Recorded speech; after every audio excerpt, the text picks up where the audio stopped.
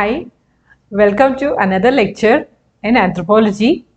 In our previous lecture, we were discussing about the problems of tribal communities. So initially we started off with the introduction to tribal studies. Then we started discussing the problems of tribal communities. We discussed the first one, that is land alienation. So today we shall continue with the other problems of the tribal communities. So as I already told in the previous lecture, the tribal people were really having a comfortable life when they were inside the forest. Okay, so only when they started coming out of the forest, when they started having culture contact with the outer civilized world, and they started moving out of the forest due to various reasons, like the effect of the forest laws. So when forest laws was imposed, they were concentrating only on conservation of the forest, and further with economic development activities, various activities which were aimed at economic development, like construction of dams or construction of irrigation, for irrigation or multi-purpose projects, or even for mining, or for various other reasons. Say a forest was declared as a reserved forest or a protected area. When all this happened, the tribal people were forced to move out of the forest. So when the forest laws were imposed on them, it changed their life drastically altogether. Okay? So until then, suppose there was a tribe who was a hunter and food gatherer. He did not have any restrictions. There were no restrictions on him. His ancestors, his several generations of ancestors were living in that forest. They have roamed around the entire forest without any restrictions on whatsoever he was doing. He was free to move around. He was free to hunt. He was free to live on his own. So that is the major part of his livelihood. But after the forest laws were enacted, what happened was they prohibited trespassing. So trespassing inside the forest was denied. So how can you think a hunter or a food gatherer or a nomadic pastoralist can survive within a small stretch of forest? If he has to hunt, if he has to go in search of food, if he has to find green pastures for his cattle, or if he has to go and find some tubers, fruits, honey, can you restrict him inside a small area of the forest and say you have to do all these activities only within this region? So that was a huge hit on his livelihood. Further, the hunting of animals was also restricted. So they said these animals are, there are many animals which were becoming extinct. So they said you cannot hunt these and these animals. Even now, they do have permission to hunt some small birds, small animals and all. But overall, their freedom to hunt whatever they want, to kill whatever they want, that was restricted. Then further, collection of firewood was also restricted, because in if you check in a forest, we have this different zones, right? Restricted area, reserved forest, and then protected forest. We have 4 5 different kinds of forests, isn't it? So in reserved forest, altogether no activity was allowed, whereas in protected forest, to certain extent few activities were allowed, and further in other forests even they were even allowed to live. So like this, the forest laws demarcated the forest into different regions, and different restrictions were put on the tribal population. So now neither they had rights to trespass, they did not have rights, that is, they did not have the rights to move anywhere they wanted inside the forest. Then they could not hunt the animals as per their will and wish. And then even collection of firewood was restricted inside the reserve forest and certain areas. So as we discussed in the previous class, in the previous lecture, a tribal person's life is entirely dependent on the forest, right? So from the food that he eats, the clothes that he makes and wears, and the hut that he builds to live, the shelter hut or a shelter whatever he makes to live, the whatever everyday implements that he is using, okay, be it the bow and the arrow, be it the spears, or be it the axe, hoe, okay, all the simple implements which he will be using in his day-to-day life, So the medicines which he uses to treat, if suppose he gets any health problems, whatever medicines, he will not go, he does not have access to any chemist or any doctor. So they will find some medicinal herbs within the forest. They know which herbs what work for what kind of diseases, how to cure them. So be it from medicinal herbs. So entire life, his livelihood, his source of revenue. What do we mean by revenue here? There's nothing like you get a salary and you pay income tax, commercial tax, everything. Nothing like that, isn't it? So it is all whatever he needs to carry on his day-to-day life activities. So everything is dependent on the forest. So when that is the case, his entire life is dependent on the forest, and you put restrictions on that. So there is an imbalance that is created. Okay, so it is at this time when the forest laws were made in the name of conservation, it disturbed the livelihood, it disturbed the entire life of the tribal population. So now the life and the livelihood of this tribal population was left at the mercy of the forest officials. Okay, so we will be discussing in the future chapters how the forest policies evolved. So at what stage, how they evolved, then what changes have been made over the years, and what is the present existing forest policy. Okay, we shall discuss all that in another chapter. So when we discuss that, you will notice that finally these people who were living like kings inside the forest were reduced to such a pathetic level that they came under the mercy of the forest officials. Suppose there is a forest guard, okay, and he needs some help from this tribal person, or he needs to do some activity over there. He will call this person and he'll say, hey, go hunt one deer and come for me. Okay, I will, you have to do this for me, you have to do that for me. He is merely reduced to the state of a servant. So now their condition became very pathetic, very pitiable. Okay, so it is only later in 2006 that we realize that conservation of the forest is not possible without the cooperation of the tribal people. See, we might think that these people are living inside the forest, they are doing various activities, and that is leading to degradation of the forest. But in actual reality, these people are also actively involved in conservation of the forest. Okay, so it is only as late as 2006 we realized this, and we made few changes also. Then we enacted the Scheduled Tribe and Traditional Forest Dwellers Enforcement of Forest Rights Act. Okay, don't worry, because I'm not writing all these acts. I will be discussing all these acts in complete detail in another chapter.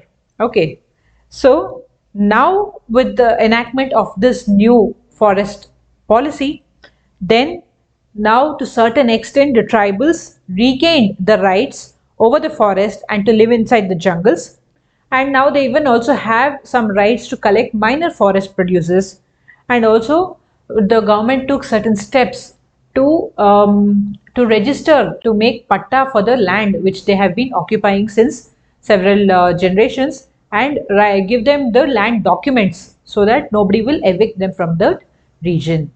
So like this, still various policies, programs, everything we shall be discussing more in another chapter. So why I was telling you this is to say that until the tribal people were inside the forest, they did not have any, they had all the necessities fulfilled by the forest itself. All the necessities were fulfilled. They were living a comfortable life. Okay, they did not have extraordinary needs like how we have. See, if we have an iPhone 11, 10, whatnot, then we want to upgrade for the next one. We want to upgrade to iPhone 12. Then again, when we have iPhone 12, if another one, after 1 year, if 13 or 14 comes, again we want to upgrade. So like that, our life is like a race. We have more and more and more. Well, suppose when we have a, nowadays even kids also, if you ask them what do you want as a gift for your birthday, earlier days kids, they used to ask that they want some chocolates or toffees or some doll, okay, or boys would ask for some car, okay, such tiny objects they would ask, which we could buy for them. But now even a primary school child, if you ask him or her what do you want as a gift for your birthday? They will say, I want an Apple iPhone, or they'll say, I want an Apple tab, or they'll say, I want an Apple laptop. We'll be like, what? Do you even know how much it costs? And it's not worthy to buy such an expensive product which a child will definitely take and break it within few months, right? It's not a toy. So that is how, even children, adults, everyone's aspirations are nowadays. So whereas when they are living in the forest, they do not have any such exotic desires, or they do not have too much into needs, like a huge house, a car, a bike, a TV, a refrigerator, that they want to travel abroad, they want to visit countries. They do not have any such needs. So with whatever they get, they are leading a very happy life. But only when they are forced out of the forest to live with the other people, when they come into culture contact, this is when they also start aspiring for more. So when until they were in the forest, they wouldn't have even probably they wouldn't have even known what is a mobile phone, right? But when they come out to the society, and when they start living like others, they also want a house where they can live. They should have sufficient money to lead their day to day life, to buy day to day groceries needs, to send their children to schools, right? And then they need a mobile phone, they need TV, they need a refrigerator, right? So they need all the modern equipments and comforts of the modern life, whereas the revenue or the income which they will be earning will be very low. So this causes lot of frustrations. Okay, so let's begin with, yesterday we were discussing land alienation, right? So land alienation, in that we have this concept of peasantization and depeasantization.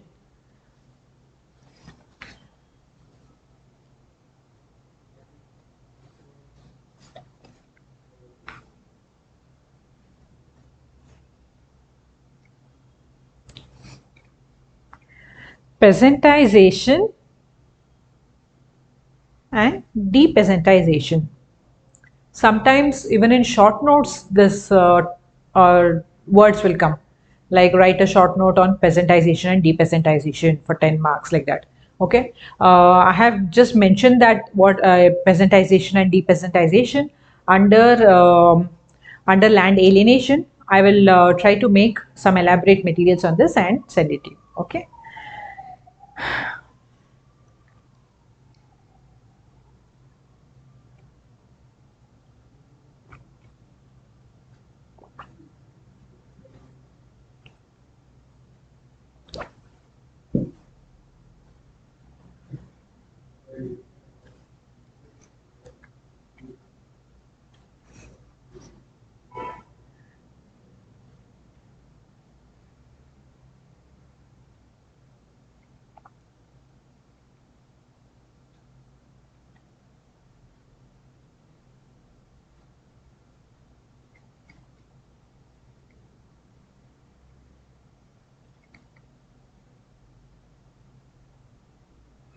Okay.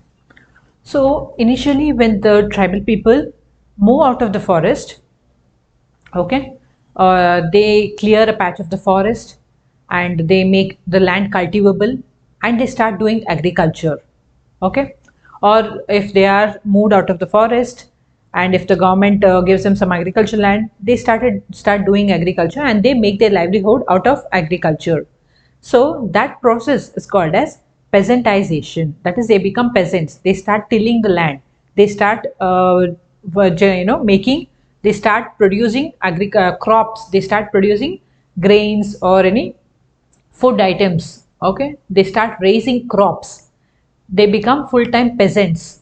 That process is called as peasantization. Later, during land alienation, what happens?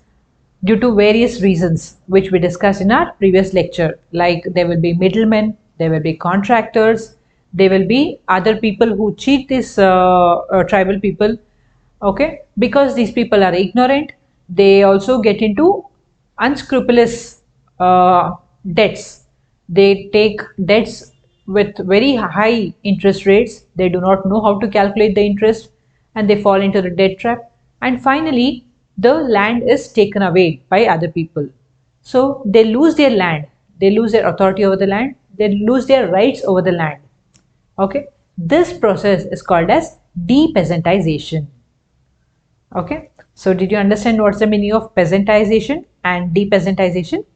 Anyways, we will be discussing this again and again in the future topics also. That is why I just gave you a brief idea of what it is.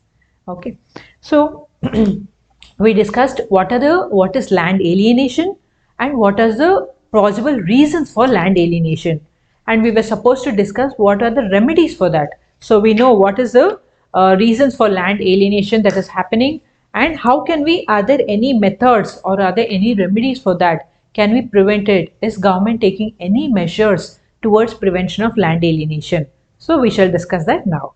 Okay.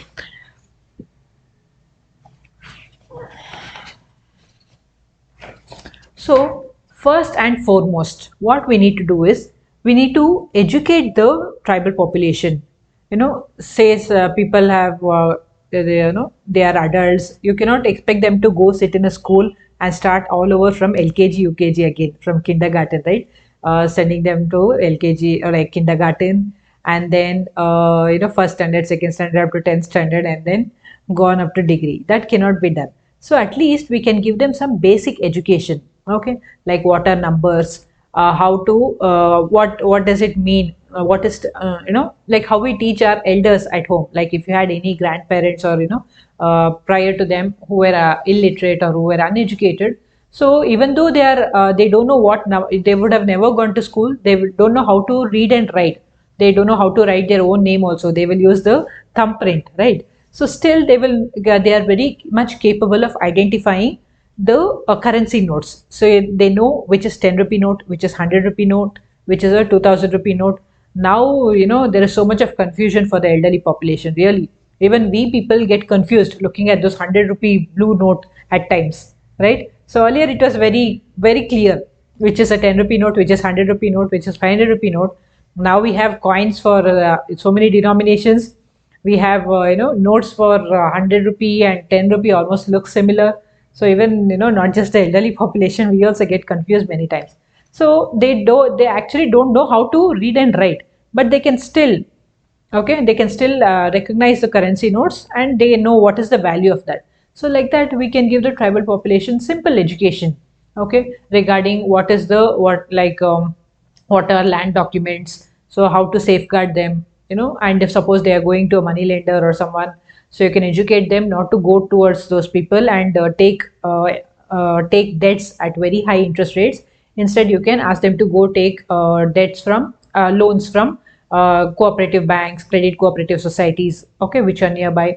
Further, you can also educate them about what is the principal amount, so what is the interest rate, so how to calculate interest on a particular principal amount. So how much, suppose if he borrows 10,000 rupees at a 1% interest or 5% interest, so how does he calculate that interest on that principal amount, and how he has to repay, for how many months he'll have to repay, and in what installment, so that he can clear off the entire principal amount as well as the interest which he needs to pay.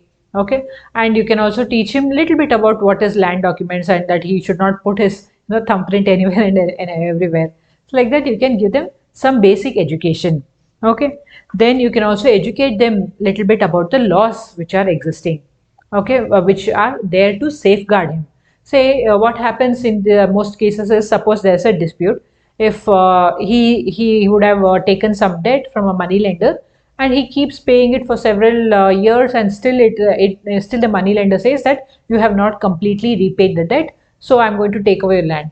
So at this time, this person, he does not have any awareness about any courts or where he can go, where he can approach. Okay, in such a scenario, all he knows maximum is he will go to the panchayat leader in that village, and the panchayat leaders, they will be from they will also be quite influential people who will be again supporting the money lenders, because the money lenders and they will be hand in glove, and the money lenders will be giving them some money also, right, like bribe. So even the panchayat leaders will actually favor the money lenders where at the plight of this poor tribal person. So like this, whereas he does not have any knowledge about what are the various laws which he has available. Okay, where that he can go to a court, he can hire a he can register a complaint on this person. So such simple things we can educate the people, tribal people. Okay, then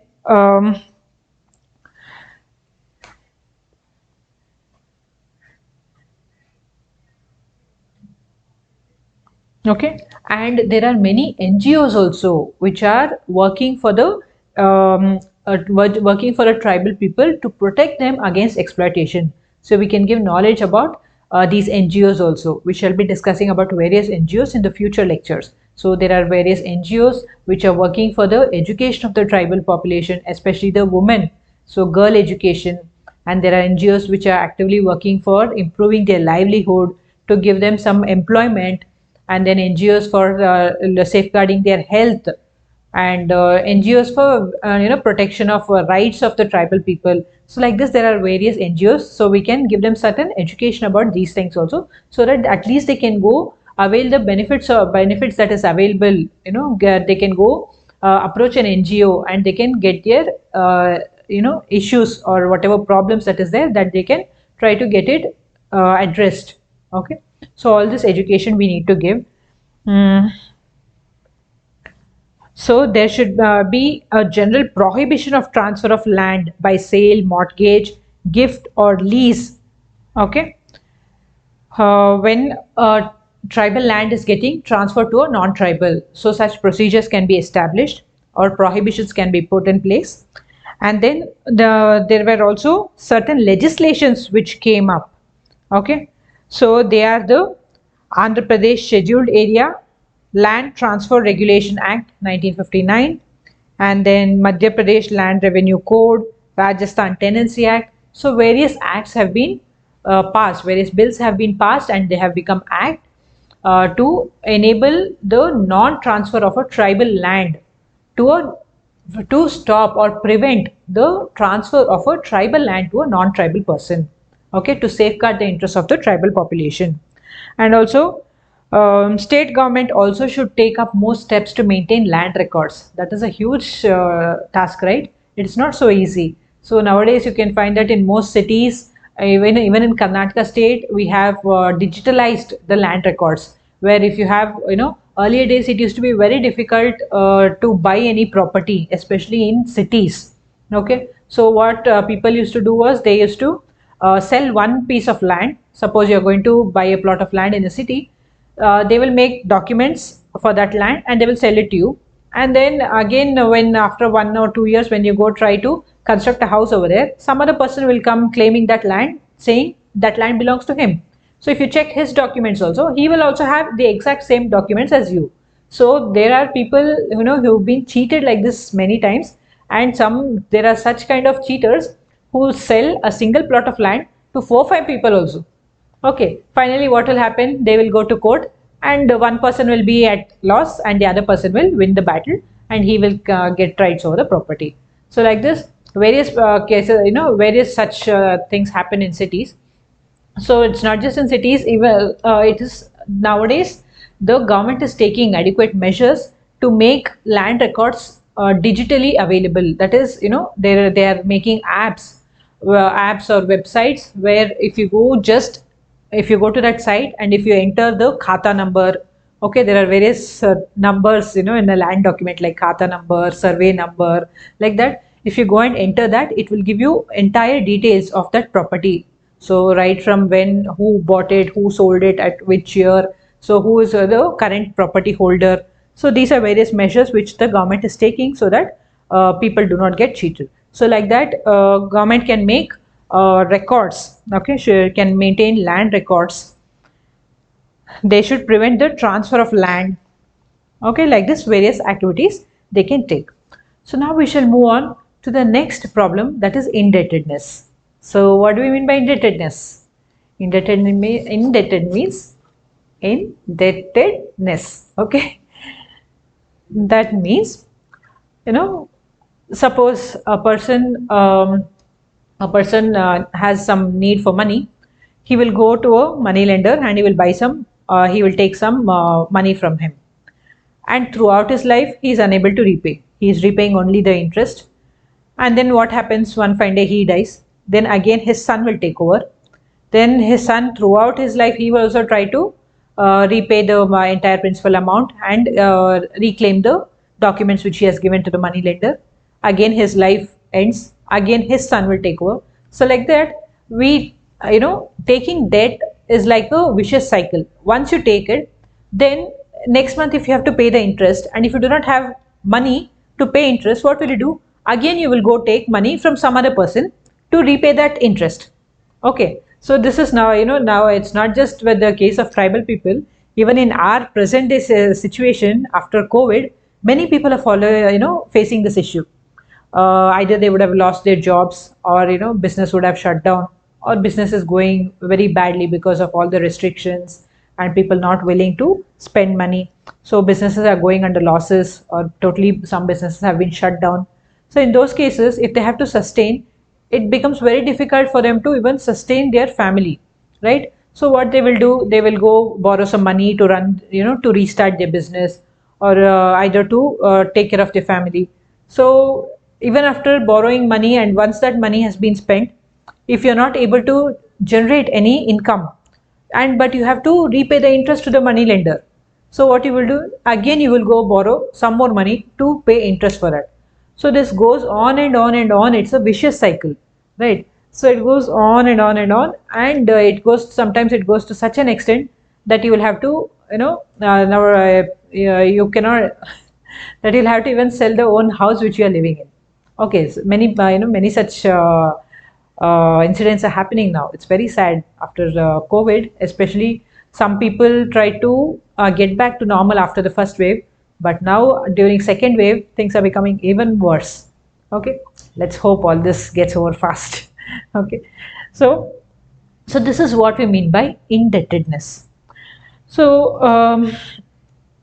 until they were, I told you, until they had their traditional way of living, they had a comfortable life. They did not have too many needs. They did not need too much of money, or too many gadgets or implements, or too many things to lead their basic life. But once they what happened during the British rule was, prior to British rule, both the Hindu rulers as well as the Muslim rulers had a policy of tolerance towards the tribal people.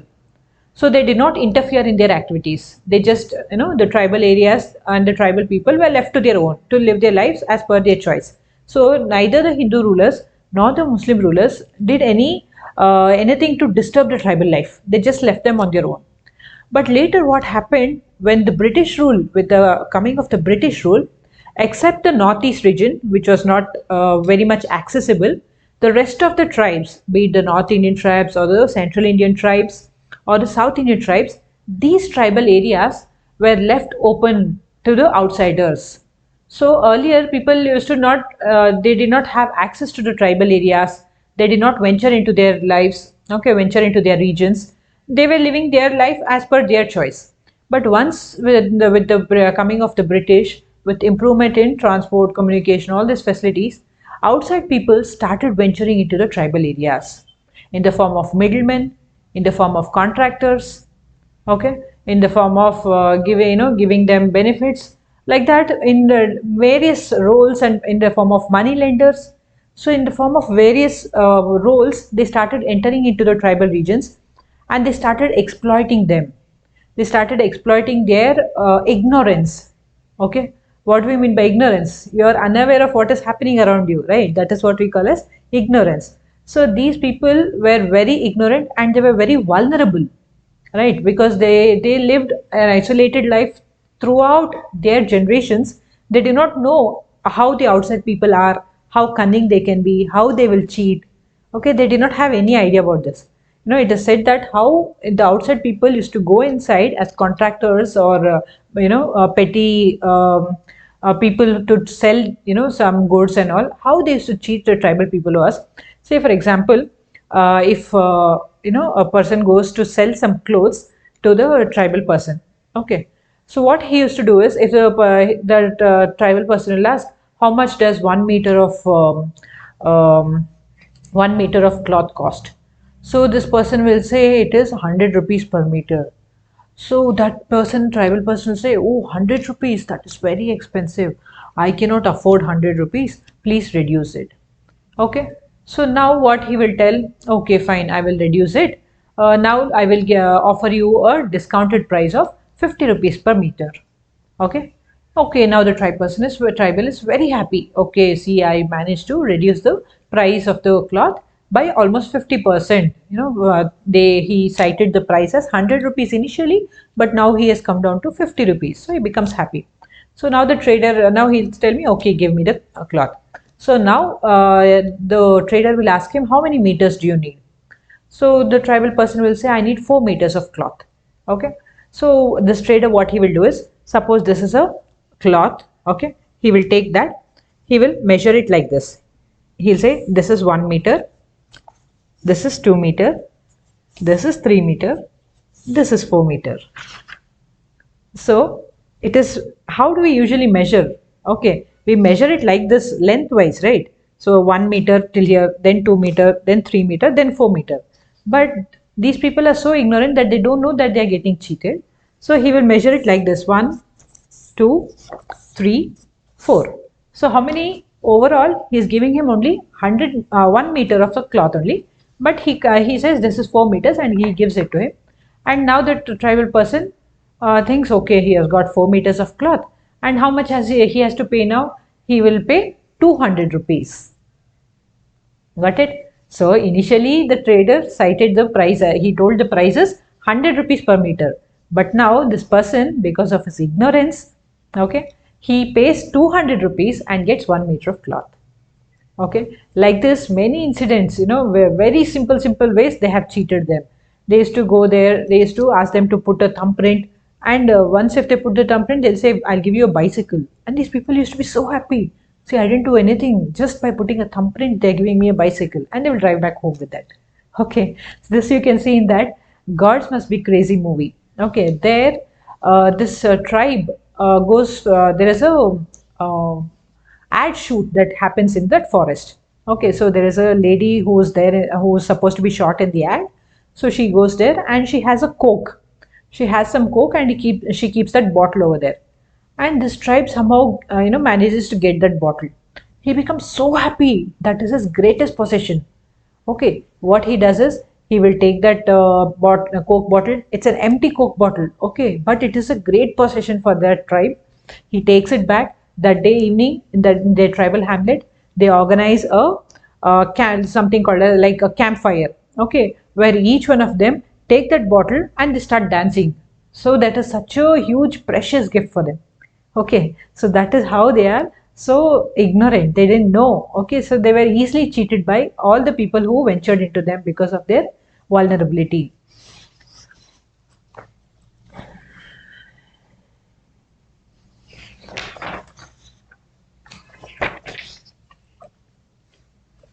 So we might think that, okay, because of indebtedness, what will happen? They will lose their land. They will become engaged in slavery, right? So if a person is unable to repay the debts throughout his life, what will happen? His son will take over and he will toil in the landowner's farm to repay the debt. So this continues across generations, and they will lead a life of slavery and unhappiness, poverty, right? They will not have money for anything, be it for their everyday needs or for some festivals or rituals, or even for death, marriage, for any activities. They will not have money. So they will have a miserable and pathetic life. So it is not just this, it also leads to a lot of psychological frustrations. Okay, because they have been living a comfortable, dignified life inside the forest, right? There is no inequality over there. Okay, though the tribal people have been segmented, okay, there is nothing like a hierarchical system under tribes. So there is no inequalities between the sexes, be it a man or a woman, and there is no high and low. There's no concept of high and low in tribes. We cannot say this tribe is low, we place another tribe over here, another tribe over here, another tribe over here. Just like how we do it in our caste system. In a caste system, we do that, right? So the Brahmins are placed in the topmost, and then the Shudras are placed at the lowermost rung. Then we place other castes in between. So there's no concept of hierarchical system. It is a egalitarian society. Okay. A tribal society is an egalitarian society where all the people are considered equal. So there he lived a life of dignity with respect, commanding respect from everyone. And here he is brought down to a life of slavery. Okay, so this leads to a lot of psychological frustrations as well. So So there are various reasons for indebtedness, like as I already told you, the forest laws and forest policies, which push them toward outside of the forest, and they lost their rights over the land. So not just they not just lost the rights over the land, even they lost the rights to hunt over there, to collect firewood, to hunt any animals over there, to move freely inside the forest. All these rights were curtailed, so that because of that they were pushed out of the forest, and they could not lead a dignified, like they could not get a see, they are uneducated, so they cannot get a job just like other people who are educated. You cannot compete with them, right? So they will get very petty jobs, like they will join any of these brick kilns, right? So where they put that they put clay and make bricks, okay, brick which we use for construction of houses, or they will become agriculture laborers in they will not have land of their own, so they will go and do some agriculture labor in other people's land for daily wages, or in towns and other urban areas they will work as any simple works like daily wage laborers in construction places, in construction of roads, laying of this electric poles or pipelines. Okay, so like all this, wherever it requires manual labor, such kind of activities they will get involved in. And how much do you think they will earn with that? They will only be getting daily wages, and this continues. So they get into a life of poverty. Okay, then and there are a few more other reasons which are responsible for their indebtedness. It is not just because they do not have money. Their primitive form of agriculture which they follow. Okay, so I told you about shifting cultivation, isn't it? So shifting cultivation is a very primitive form, and the food grains which you get at the end during the harvest is nearly one fourth of what we get in the modern agriculture. Say for example, there is some 10 acres of land. Okay, if in modern agriculture, if you're able to produce some 100 gunny bags of rice in that, okay, by growing rice crop in that, and after harvest, if you're capable of producing some 100 bags of rice using this primitive form of shifting cultivation, you can hardly produce some 20 or 25 bags of rice. Okay, so because there we are not using any modern implements, we are not doing any proper steps like removal of weeds, application of fertilizers, pesticides, nothing. We are just clearing the forest and allowing the crops to raise during the monsoon season, and then we are going and harvesting the crop where when it is the time for harvesting. So the produce is very very less. Okay, so that is also one of the reason. And almost, I know I told you the most important reason is their ignorance. Who said ignorance is bliss? We have this concept, right, where they say,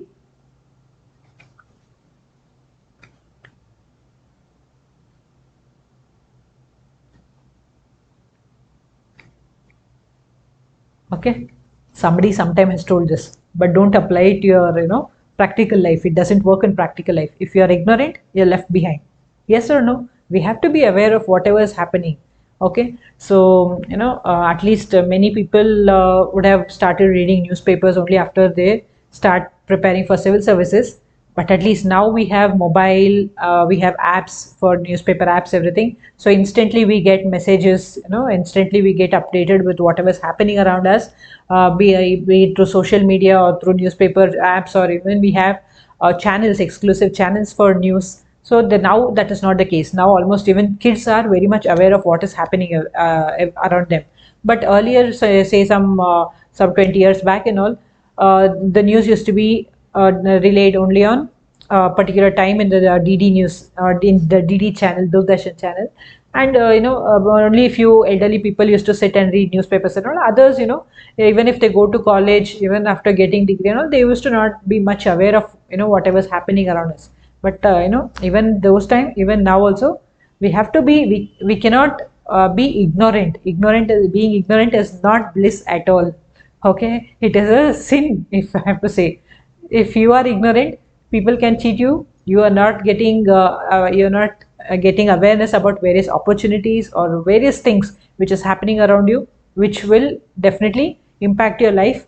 And if you just sit at home, and say, no, I will be ignorant, I don't want to know anything, then you are at loss. That's all, right? So being ignorant is not a bliss, it is a sin. Okay, so we definitely need to be aware of whatever is happening, and moreover, when you're preparing for the civil services examination, you have to know current affairs very, very well, right? It has to be in your fingertips. Fine. So their ignorance, I told you how, because they were so ignorant, how people used to cheat them. Then their expenditure was beyond their means. So if you find that it is these people who spend a lot of money for various things, we might consider that as unnecessary, or it is a waste expenditure. Okay, say for example, there is a festival now. It's now it's July, right? So in August, September, so now the festival season start. From last 1 or 2 months there was hardly any festival, so now from July, August, only one after the other all the festivals will start. And you can find that many people who are from the lower economic background, even if they do not have money, they will go to some money lenders, they will borrow money, and they will celebrate the festival in a very royal way. Okay, they will invite lot of guests, they will do exorbitant expenditure on decorating the house, and doing pujas, everything. Okay, then after 1 or 2 months, if you see that they are unable to repay that debt, and that continues, then they have to lead a life of struggles. Okay, for another 1 or 2 years also. So like this, even if you see the tribal people, they have um, they have this habits of spending on, be it on marriages or death ceremonies or fairs, festival. So all these activities, they believe that they want to spend a lot of money on all these things. Okay, and because of that, they will take money and they fall into a debt trap again. And then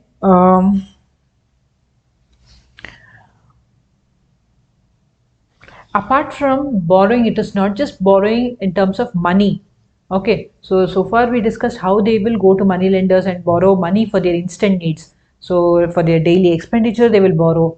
Okay, to if there somebody is sick in their home, they will borrow money. If they have to conduct a marriage or a death, or if a festival is going to happen, or a fair is going to happen, the people, even earlier days, I've heard the stories. uh, they used to, if they want to go on a religious pilgrimage also, they used to borrow money for that and go, it seems. Okay, so once I was one of my relative was telling that they had a plot of land in Bangalore, and they sold that land just to go on a religious pilgrimage to Tirupati. Imagine, just for few, not even thousand, few hundreds of rupees, they sold that plot of land, and they went on a pilgrimage to Tirupati to get the blessings of Venkateshwara, Lord Venkateshwara. I was like, how can they do that? Now that same plot is worth around 2 crores. Okay, and this didn't happen very, very long back, just some for 30, 40 years back. I was like, okay, people were really okay. So even now there are people who do that. It's not that earlier days people did that. Even now we have we get many things on what do you say, that EMI, right? So even on Amazon also, even on Amazon, even if you are buying things online also, on Amazon also you get this option where you can buy a product now, and every month you have to pay an EMI to repay that. And I have never tried that. Probably I don't know how it actually works, but I have seen this option. So whatever product, even simple things. It's not just, we all know where when you buy a house, or if you buy a car, or if you have to buy some costly things like a TV, refrigerator, and all. They are quite expensive. So you buy it on installment and you pay EMI every month.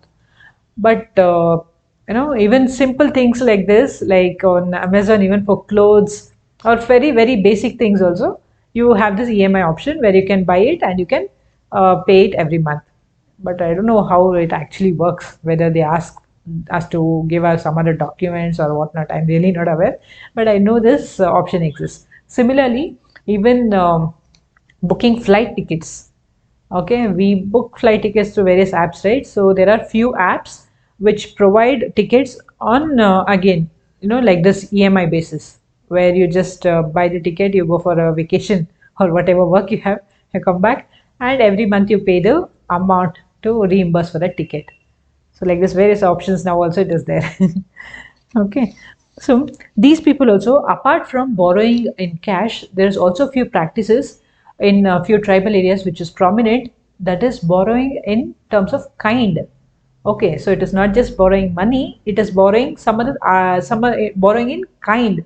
So this, there's a practice called as palemod. It is called palemod in Maharashtra.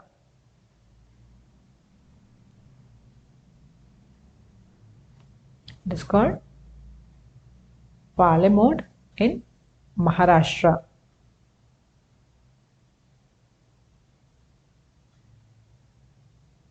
Okay, and it is called Dardan in Tripura.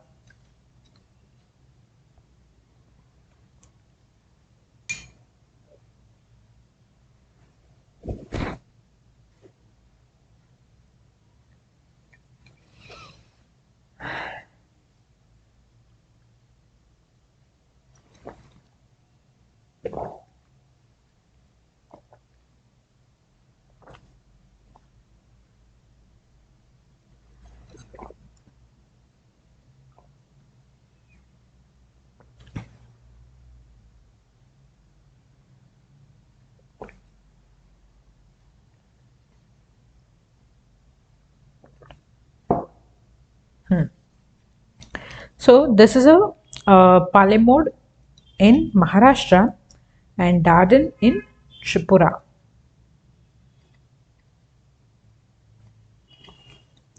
So what usually the tribal people here in Maharashtra and in this region, what they do is during the sowing season, when they have to, when the season they have to sow the grains, they do not have grains to sow. So what they do is they go to they go and borrow grains. Okay, they go and borrow grains and they sow it, and once the season is over and when it is time for harvest, after harvest they will repay at least 3 to 4 times of whatever they borrowed from the person. Got it? Say for example, during the sowing season they go and borrow 1 kg of grains for sowing. After the harvest, when they harvest the grains, they'll have to repay 3 kgs or 4 kgs of the grains. So after repaying so much, what do you think that is left over with the person? Right? There's hardly anything left. So whatever is left, that he will consume within the next few months for his survival. And again when the sowing season comes, again he is not left with any grains for sowing. Again he will go and borrow the grains from the person, and again this cycle continues. Okay, this is the borrowing in kind. So this practice is this happens in Maharashtra and it is called as Palemod, and it happens in Tripura, it is called as Dardan. Okay. Again, now we might speak about so many things. We can say we have, the government has extended so many facilities for them. We have credit cooperative societies, we have banks, we have the self-help groups, whatnot. The government is extending so many, facilities for them. Why it is still running behind the money lenders and taking money from them at such a high interest, and why are they falling into this debt trap? Instead, they can avail loans from all those banks or credit cooperative societies. But we know how difficult it is for them, right? We ourselves face so many difficulties. If you have to take a loan, we have to pledge a document, whatever loan, education loan, housing loan, whatever loan, you have to pledge a document. You should have a property for that, you have to pledge that, or you need a person's signature, whoever is in government service. So somebody, a person who is in government service should come and sign that. And even after that, you have to, many times whenever you have to take loan, you'll have to you'll have to have good terms with the manager. That matters a lot. So it is like, when you go to a temple, Even whether if God gives the blessings also, you should have good terms with the priest. Only then those blessings will get transmitted to you, isn't it? Otherwise, if the priest curses you, you will not get the blessings of God. Similarly, in a bank also, if no matter if you have all the documents right, everything, still they can find some, some fault here and there, and they can deny you of that. So many times we'll have to even bribe the bank managers. That is very common, right? So most of you would have gone to banks to avail any loans, and you know this. This is a common practice in India. So with all these, and he has to go in search of banks to very far away places. He has to lose his daily wage. Suppose he's a daily wage earner. He's a daily wage laborer. So if he has to go to a bank or some other society which is very far off, he has to walk up to that place. Okay, he won't have any proper facilities for transportation. For days together he has to go, and he has to understand all that. He has to bring in all the necessary documents. So he has lot of, there is so much of wastage of time and energy and money also in this process, right? Instead of running to the bank every day, if he goes for a wage for work that day, he will at least earn some 300-400 rupees for that day, and to feed his family, right? So like this, there are various problems, whereas it is the money lender who is willing to give money instantly, as in how he needs, right? So you need not you need not even actually go through all this paperwork. So very instantly he will give you the money, and for whatever purpose you need. So there's no rules like you can get money only for these activities or for these occasion, only for marriage or only for this, that. For any activity, even for his daily expenditure, a money lender is willing to give him money. So obviously, whom will he prefer, right? So that is the problems which he has to go through.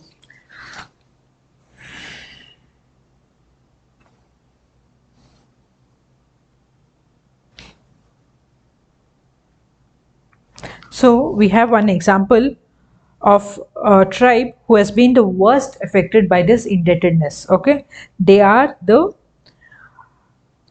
Koltas of Juansar Bawar, UP. Koltas of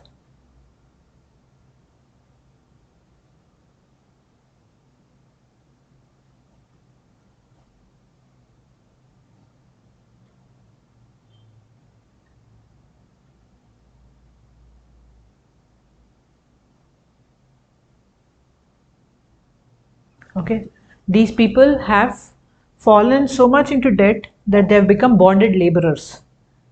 Okay, so we also have a fifth schedule. So there where a governor is where in the fifth schedule it says that the constitution empowers the governor of the state to regulate the carrying of the business or moneylender by persons who lend money to members of scheduled tribes in scheduled areas. So there are various laws and legislations which have been passed from the governments from time to time to prevent this indebtedness and to bring out the tribal people from this vicious cycle of poverty. So we have the Andhra Pradesh Scheduled Areas Moneylenders Regulation. We have Assam Moneylenders Regulation. We have the Bihar Moneylenders Regulation Act. Okay, like this we have various act, and